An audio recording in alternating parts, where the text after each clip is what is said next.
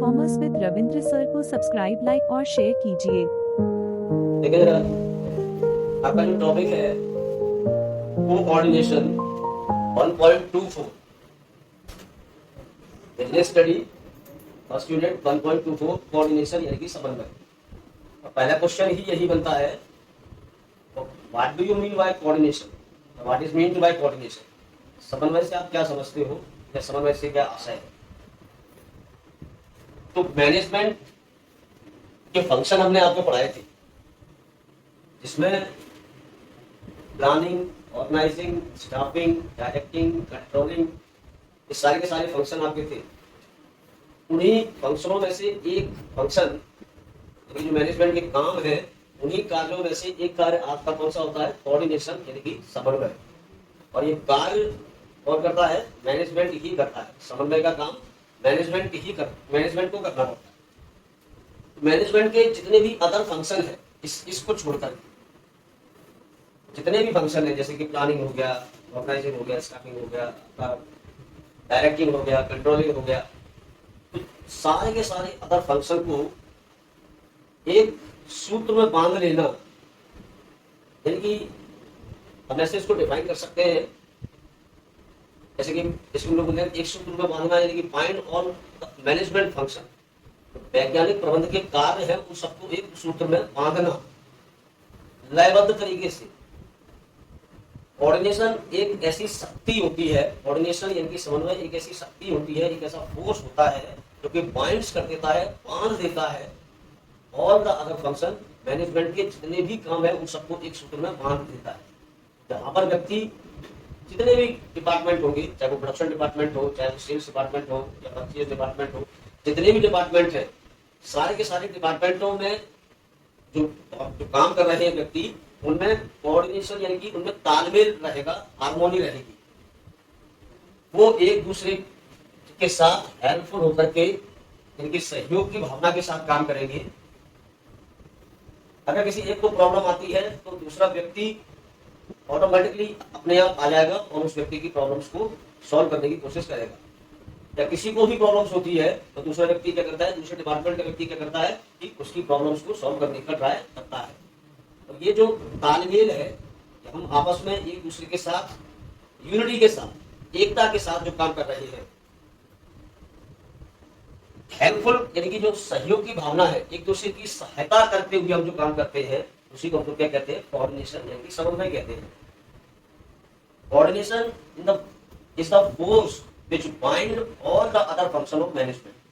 Coordination एक शक्ति है जिसमें मैनेजमेंट के सभी फंक्शंस को बांध दिया जाता है, यानी कि सारे के सारे एक दूसरे से इंटरकनेक्टेड हो जाते हैं, एक दूसरे के साथ मिलकर के काम करते हैं। समन्वय जितने भी जो फैक्टर ऑफ प्रोडक्शन होते हैं, यानी कि उत्पत्ति के साधन, फैक्टर ऑफ प्रोडक्शन का मतलब क्या कि जो ह्यूमन रिसोर्सेज भी है और फिजिकल रिसोर्सेज भी है, मानवीय संसाधन भी है और भौतिक संसाधन भी है, सब सारे के सारे फैक्टर ऑफ प्रोडक्शन है। तो उत्पत्ति के साधनों को और उनके कार्यों को, उनकी जो फंक्शन है, उन सबको एक सूत्र में बांधना, जिससे वो क्या हो कि वो ग्रुप जो ऑब्जेक्ट है, वो जो उसको समूह का जो उद्देश्य है, उसको बहुत प्रभावपूर्ण यानी कि बहुत आसानी से उसको प्राप्त कर सके, उस उद्देश्य को प्राप्त कर सके या अच्छे तरीके से बेस्ट वे में काम कर सके। ये क्या कहलाता है, कोऑर्डिनेशन यानी कि समन्वय कहलाता है। कहानी समझ आ रही है, सिंपल सी कहानी है कि coordination is the force which binds all the other function of management. प्रबंध के अन्य सभी कार्यों को एक सूत्र में बांध लेना, उसे क्या कहते हैं, कोऑर्डिनेशन कहते हैं। समन्वय जितने भी उत्पत्ति के साधन होते हैं, समन्वय में जितने भी फैक्टर ऑफ प्रोडक्शन होते हैं और उनके जो कार्य होते हैं, उनको एक सूत्र में बांधना, लयबद्ध करना, ताकि सारे के सारे डिपार्टमेंट तालमेल मिला करके हार्मोनी के साथ काम कर सकें, गुड फैक्ट यानी कि सहयोग की भावना के साथ काम कर सकें, यूनिटी यानी एकता के साथ काम कर सकें, और एंटरप्राइजेस का जो भी ऑब्जेक्ट है उसे बहुत आसानी से अचीव कर सके, प्राप्त कर सके। ठीक है ना। ईएफआर की एक डेफिनेशन है जिसे आप लोग याद कर लेंगे, यही है जो हमने बोला है। अभी हम लोग को जो कोऑर्डिनेशन है, इस कोऑर्डिनेशन, ये हमारा एक टॉपिक है ना। अभी इस कोऑर्डिनेशन की हमको कैरेक्टरिस्टिक बताना है। कैरेक्टरिस्टिक यानी कि विशेषता बताना है। अभी जो कैरेक्टरिस्टिक है इसके काफी मैंने और भी आपको नाम बताए थे, जैसे कि नेचर बोलते हैं, फीचर भी बोल देते हैं, साइलेंट फीचर या स्पेशल फीचर भी बोल देते हैं, यानी कि विशेषता हो गया, आपका प्रकृति हो गया, और उसके साथ साथ में लक्षण भी हो गए या विशेष या विशिष्ट लक्षण भी हो गए। तो ये आपसे पूछा गया है, कैरेक्टरिस्टिक बताइए किस टॉपिक की, कोऑर्डिनेशन की यानी कि समन्वय की। जब भी हमें किसी भी टॉपिक, ये क्या है देखो आपका, ये है टॉपिक, ये सब कहते हैं टॉपिक। टॉपिक यानी कोई एक नाम है, उस नाम का कोई ना कोई मीनिंग है, कोई ना कोई मतलब है। तो वो जो मीनिंग या वो एक कहीं ना कहीं काम किया जा रहा है, जैसे कि मैनेजमेंट के अंदर कोऑर्डिनेशन किया जा रहा है। तो अब ये जो काम किया जा रहा है या जो नाम है, इसकी स्पेशल यानी कि खास बातें क्या है, जो इस टॉपिक की खास बातें होंगी, वही खास बातें हमें क्या करना है, हमेशा कैरेक्टरिस्टिक, नेचर या फीचर्स में लिखना होता है। हम लोग अपने दिमाग से सोचते हैं, रट्टा नहीं लगाते हैं, इसके अंदर क्या स्पेशल है। तो आपको क्या, देखो ना, मैंने डेफिनेशन आपको बताई, मीनिंग आपको बताई, इसी से आप अंदाजा लगा सकते हो क्या क्या विशेषताएं हो सकती है। जब एक सारे के सारे डिपार्टमेंट एक सूत्र में बांध लिए गए हैं, minds all the other functions यानी कि प्लानिंग और सारे डिपार्टमेंट एक दूसरे के साथ हार्मोनी के साथ यानी कि तालमेल के साथ काम कर रहे हैं, परफेक्ट सहयोग की भावना के साथ काम कर रहे हैं, यूनिटी एकता के साथ काम कर रहे हैं, एक दूसरे की प्रॉब्लम्स को सॉल्व करने की कोशिश करते हैं। तो अब इसी को हम कोऑर्डिनेशन कहते हैं। तो इसमें क्या विशेष यानी कि क्या खास है, सबसे पहले तो आपका यूनिटी ऑफ एक्शन, कार्य की एकता, हमने एकता, ठीक। तो सबसे पहले देखो हम कैरेक्टरिस्टिक देखते हैं, तो यहाँ पर मैंने सबसे पहला टॉपिक पॉइंट यही लिया है कि यूनिटी ऑफ एक्शन, कार्य की एकता। तो किसी भी ऑर्गेनाइजेशन में, किसी भी संगठन में, यानी कि जो एंटरप्राइजेस है यानी कि उपक्रम, उसमें जो कॉमन ऑब्जेक्ट होता है हमारा, उस कॉमन ऑब्जेक्ट को अचीव करने के लिए जो भी कॉमन ऑब्जेक्ट है, कॉमन ऑब्जेक्ट का मतलब समान उद्देश्य, एक ही उद्देश्य है, एक ही उद्देश्य है, और उस उद्देश्य के लिए बहुत सारे डिपार्टमेंट काम कर रहे हैं, बहुत सारे डिपार्टमेंट काम कर रहे हैं एक ही उद्देश्य को प्राप्त करने के लिए। एक एंटरप्राइज का एक ही उद्देश्य होता है, और उस उद्देश्य को प्राप्त करने के लिए ही सारे के सारे डिपार्टमेंट काम करते हैं। तो समान उद्देश्य की प्राप्ति के लिए कार्य की एकता को बहुत ध्यान में रखा जाता है, और ये इसके अंदर पाया, किसका नेचर है, किसके अंदर ये पाया जाता है, ये कोऑर्डिनेशन के अंदर पाया जाता है। इस वजह से इसकी ये खास बात है, ये विशेषता हो, अलग अलग डिपार्टमेंटों को एक साथ बाइंड कर देता है, बांध देता है, यूनिटी के साथ काम कराता है। और सब लोग किसके लिए काम करते हैं, कॉमन ऑब्जेक्ट, तो यूनिटी के साथ काम कर रहे हैं, यानी यूनिटी ऑफ एक्शन, कार्य की एकता, कार्य में एक्शन दे रहे हैं, एकता के साथ एक्शन दे रहे हैं, ये इसकी एक खास बात है। अगर हम सेकंड देखें तो required of all level of management, प्रबंध के हर स्तर पर आवश्यक है, प्रबंध के हर स्तर पर आवश्यक है कोऑर्डिनेशन। ये इसकी एक खास बात है कि मैनेजमेंट का कोई भी लेवल हो, चाहे वो टॉप लेवल मैनेजमेंट हो, मिडिल लेवल मैनेजमेंट हो, लोअर लेवल मैनेजमेंट हो, यानी कि उच्च स्तरीय, मध्यम स्तरीय, निम्न स्तरीय, किसी भी लेवल का कोई भी मैनेजर हो, उनमें उनके बीच में कोऑर्डिनेशन जरूर से होता है, और यही इसकी एक खास बात है। फंक्शन ऑफ एवरी मैनेजर, जितने भी प्रबंधक हैं, हर प्रबंधक का एक कार्य क्या होता है, कोऑर्डिनेशन करना। वो अपने लेवल के हिसाब से, मान लो टॉप लेवल का है, मिडिल लेवल का है, तो जिस लेवल का वो मैनेजर है उस लेवल पर उसको ये काम करना ही पड़ता है। तो इसके और क्या नाम से कोऑर्डिनेशन करना पड़ता है। तो ये इसकी एक खास बात है। 3 पॉइंट यहाँ पर कंप्लीट हुए, और छोटे छोटे से पॉइंट है। पहला क्या था, यूनिटी ऑफ एक्शन, कार्य की एकता, कॉमन गोल्स, कॉमन ऑब्जेक्ट, समान उद्देश्य की प्राप्ति की दृष्टि से कार्य की एकता को ध्यान में रखा जाता है, ठीक। सारे के सारे डिपार्टमेंट, जितने भी संगठन है, विभिन्न विभिन्न जो विभाग हैं, उनके बीच एक बंधनकारी शक्ति के रूप में काम करता है। ये एक फोर्स है जो बाइंड्स कर देता है, बांध देता है सभी को, डिफरेंट डिफरेंट डिपार्टमेंट्स को, अलग अलग विभागों को। इससे क्या होता है, ताकि संगठन के द्वारा जो भी निर्धारित लक्ष्य है, जो भी लक्ष्यों को निर्धारित किया गया है, उनको उसी के अनुसार कार्य को कंप्लीट किया जाए, कार्य का निष्पादन हो। दूसरा मैंने क्या बताया था, required at all level of management. तो जितने भी प्रकार के डिपार्टमेंट हैं, डिफरेंट डिफरेंट जो डिपार्टमेंट हैं, उनमें कोई भी लेवल होगा, किसी भी लेवल का मैनेजर है, तो उस मैनेजमेंट, हर लेवल के मैनेजमेंट पर कोऑर्डिनेशन बनाया जाता है, और ये कोऑर्डिनेशन की एक खास बात है। तो ये इसकी क्या बन जाती है, नेचर या फीचर या कैरेक्टरिस्टिक। और फंक्शन ऑफ एवरी मैनेजर, यानी कि प्रत्येक प्रबंधक का कार्य, जो टॉप लेवल मैनेजमेंट है, वो ये सुनिश्चित करने के लिए कि संगठन की जो पॉलिसी है, एंटरप्राइजेस की जो नीतियां हैं, और वो अपने जो अधीनस्थ है, उनके जो सबऑर्डिनेट है, उनके साथ कैसे कोऑर्डिनेट करेंगे, वो टॉप लेवल मैनेजमेंट भी करता है ये कोऑर्डिनेशन। और जो मध्यम स्तरीय प्रबंध है, यानी कि मिडिल लेवल मैनेजमेंट, ये जो टॉप लेवल मैनेजमेंट है और जो लोअर लेवल मैनेजमेंट है, इन दोनों के साथ कोऑर्डिनेशन करता है। वहां भी तालमेल मिलाकर चलता है और नीचे भी तालमेल मिलाता है।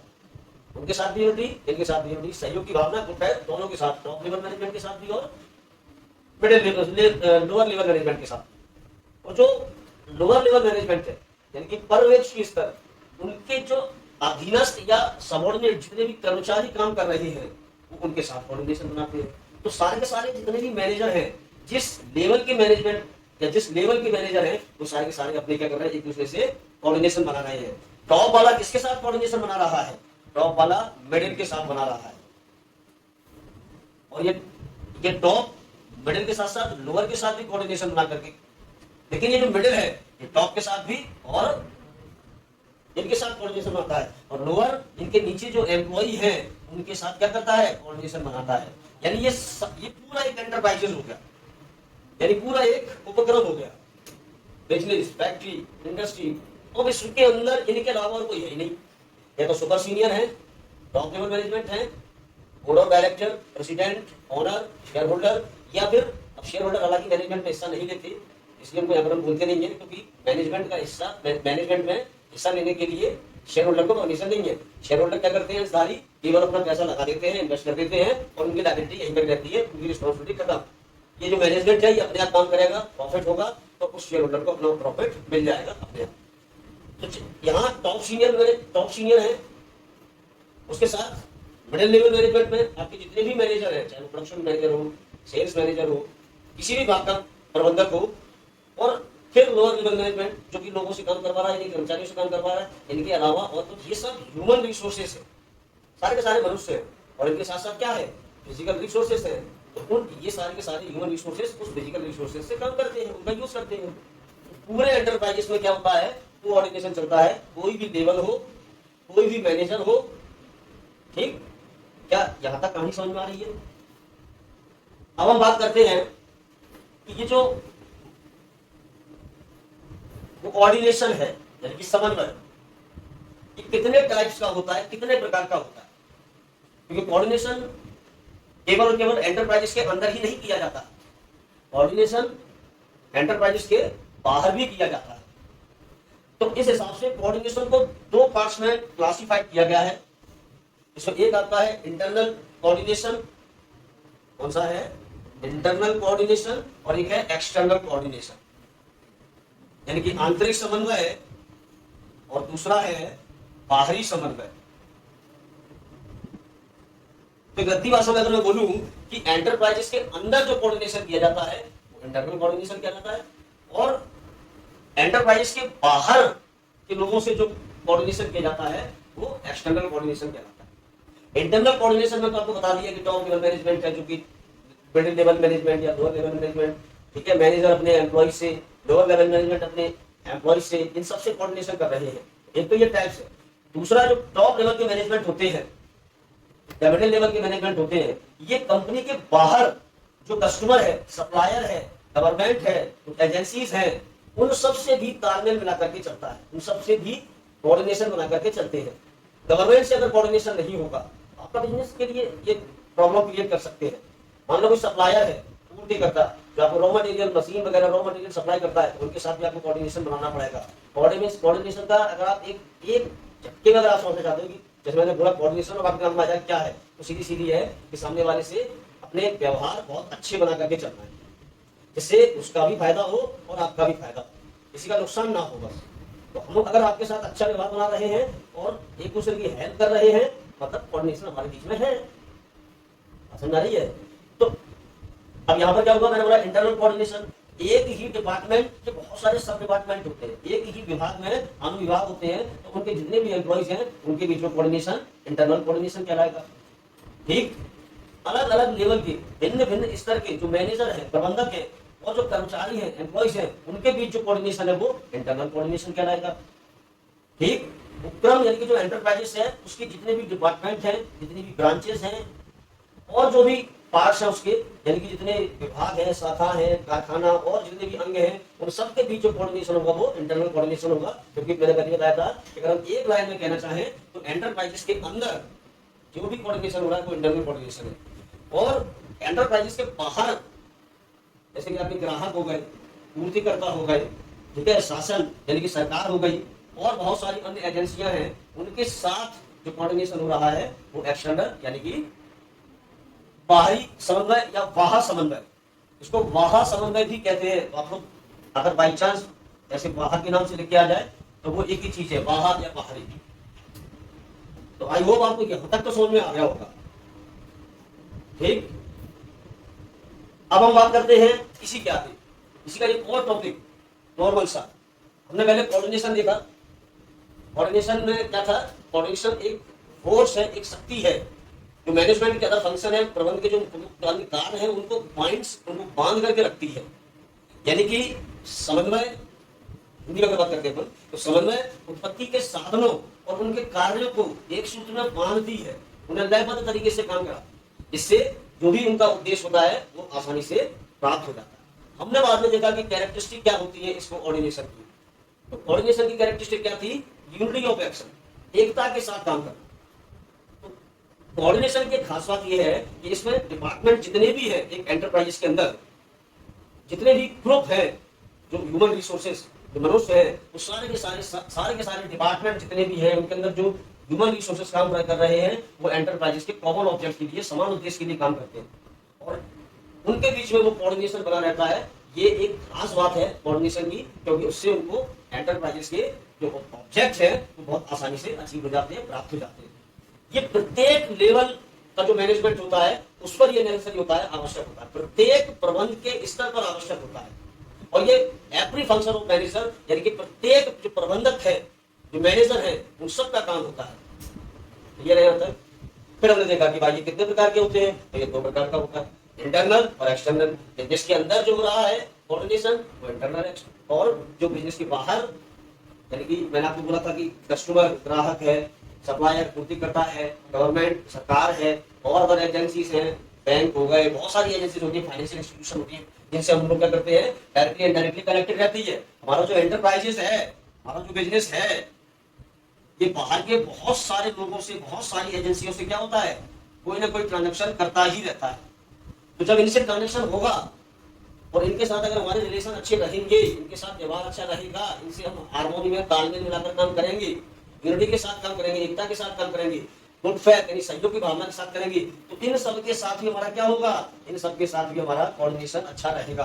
तो और अंदर तो हमको कोऑर्डिनेशन बनाना है, क्योंकि अंदर के हमें अपना जो भी ऑब्जेक्ट है वो भी अचीव करना है, और वो ऑब्जेक्ट अचीव होगा जब बाहर के लोगों से भी हमारा कोऑर्डिनेशन अच्छा रहेगा, समन्वय अच्छा रहेगा। आई होप आपको समझ में आ गया होगा।